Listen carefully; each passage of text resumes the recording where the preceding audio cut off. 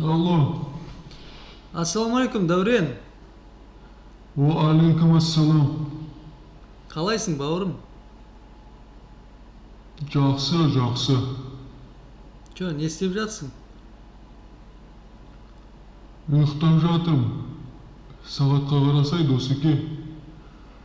Түнгі 12 ғой, 12. Білем, кешір, бауырым. Көмек керек, көмек. Тыныштық па? Не болды, Досеке?